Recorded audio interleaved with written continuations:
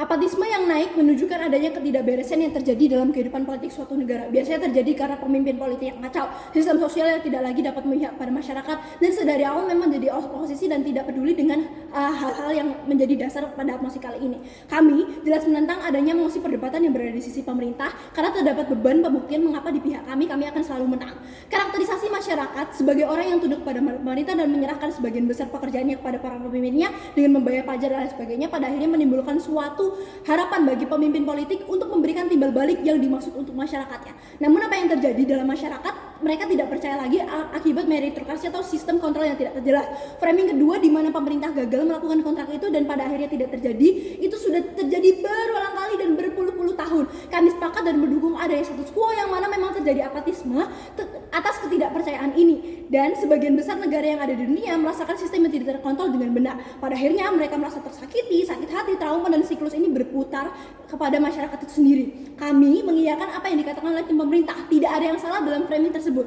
Namun pertanyaan selanjutnya berada pada akar, siapa yang akan memastikan sistem itu berjalan dengan baik dan benar? Yang kedua, dalam segi apa pada akhirnya tim pemerintah bisa dan berhasil membawa dengan tujuan pemenuhan kontrak yang sehat dan memperbaiki sistem ulang, di mana jawabannya berada pada sistem, di mana sistem ini yang lazim digunakan pada pemimpin adalah sistem hierarki, di mana sistematika dan dinamika politik yang terjadi yang berasal dari pimpinan itu sendiri. Biasanya dimulai dari yang terdahulu, mereka tinggal meneruskan aturan yang ada dibuat dalam kasus ini adalah pimpinan pada tahun sebelumnya. Yang kedua, membuat baru dengan sistem yang selalu berakar pada meritokrasi dan hal yang biasanya berkaitan dengan politik, dan ini pun perlu dikaji dan tidak bisa sembarangan diubah karena perlu amandemen, rapat berulang kali, perlu rapat yang melibatkan mayoritas dan melakukan kajian sehingga apa yang dimaksud itu bisa sejalan dengan tim pemerintah.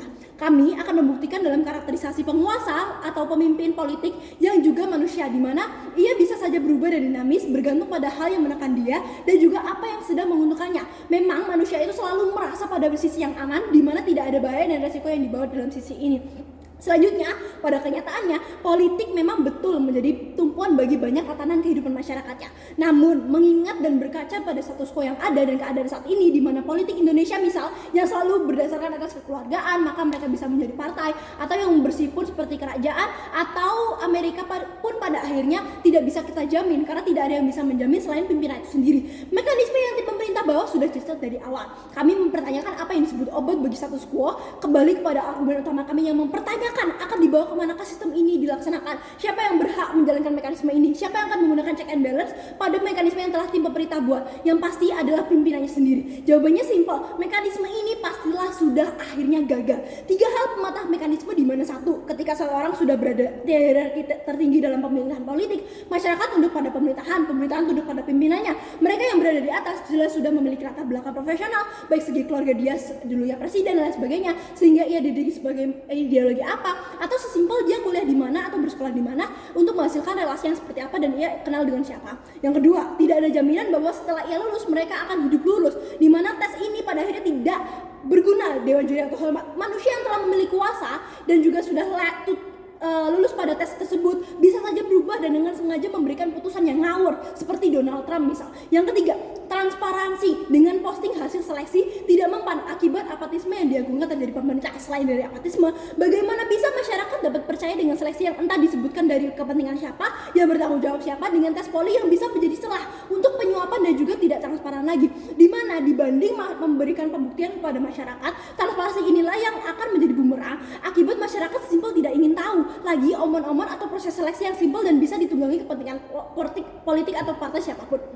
Lagi, framing aksesibilitas politik kepada kaum minoritas dengan melakukan perbaikan sistem pendidikan dan pemerintah yang sehat bagi minoritas. Selanjutnya, pertama, apa yang dimaksud dengan minoritas? Minoritas adalah orang yang berbeda dalam skala perbandingan yang ekstrim. Contoh, agama Kristen, ras Cina, dan lain sebagainya. Bukankah ini aneh? Dewan juri yang terhormat, di mana minoritas yang akan diperjuangkan justru mendapatkan kursi politik. Sebagian besar mayoritas saja tidak paham, apalagi minoritas yang mungkin tidak memahami dinamika mayoritas dan suaranya jelas tidak merepresentasikan mayoritas selayaknya pimpinan pemerintah yang harus merepresentasikan hal tersebut. Yang kedua, terdapat banyak badan yang perlu dipertimbangkan. Tim pemerintah tidak bisa seenaknya mengubah dan menyusun tatanan sendiri, karena dalam politik, partai politik memiliki kepentingan sendiri, baik itu menteri, MPR dan DPR dan lain sebagainya. Begitu juga memiliki memiliki hal yang sama, di mana justru dengan mekanisme begitu akan memberikan ruang sistem politik tanpa mekanisme yang jelas dibuat. Kami lebih percaya bahwa tim pemerintah dengan sengaja memberikan celah bagi hierarki teratas untuk merekayasa apa yang akan dimuat sehingga menguntungkan beberapa pihak dan tidak lagi inklusif bagi siapapun. Selanjutnya, mari kita amini bersama bahwa memang sedari awal pemerintah gagal dan memberikan akses tersebut. Lalu apa menjadikannya untuk perbaikan sistem yang belum teruji klinis dan berpotensi membuat sistem itu menjadi lebih buruk? Nyatanya hal ini tidaklah etis secara politik dan juga hukum. Masuk ke dalam argumen yang jelas, kami tidak sepakat, kami tetap berpegang tidak ada jaminan dalam hal ini. Status quo sudah gagal melakukan pemenuhan kontrak, tidak ada kontrol kualitas. SIM ini mampu bla bla bla dan sebagainya. Analogi SIM yang dibawa oleh tim pemerintah yang harus tes namun pada akhirnya pemimpin itu tidak melalui tes, sekarang pernyataan itu dibalik. SIM sekarang menjadi sistem yang buruk akibat hierarki manusia yang ada di atasnya, yaitu polisi, enggan melakukan tes dan memilih untuk menyuap. Sesimpel SIM, maka SIM aja bisa digunakan untuk kepentingan hal-hal lain. Maka untuk kekuasaan pun pastilah ada celah. Dengan begitu tak ada lagi transparansi yang layak diperjuangkan. Yang kedua, kalau memang selanjutnya harus diwujudkan dengan nilai-nilai secara ekstrim, maka ya memang itu yang kami butuhkan.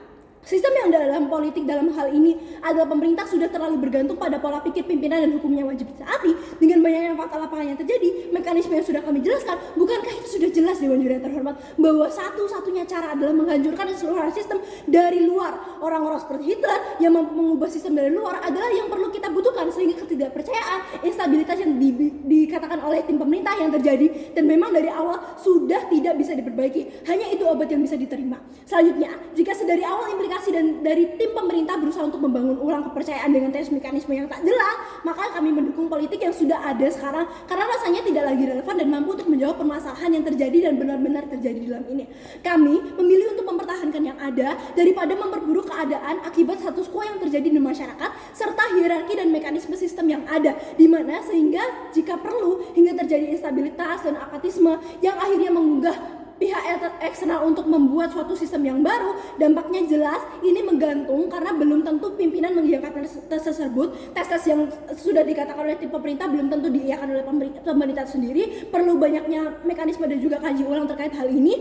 Maka jikalau hal itu membutuhkan ACC dari pimpinan itu sendiri, mungkin ia membutuhkan waktu yang lama dan tidak efektif. Jika tidak, maka dalam hal ini tim pemerintah sepenuhnya gagal membuktikan bangga menjadi oposisi. Terima kasih.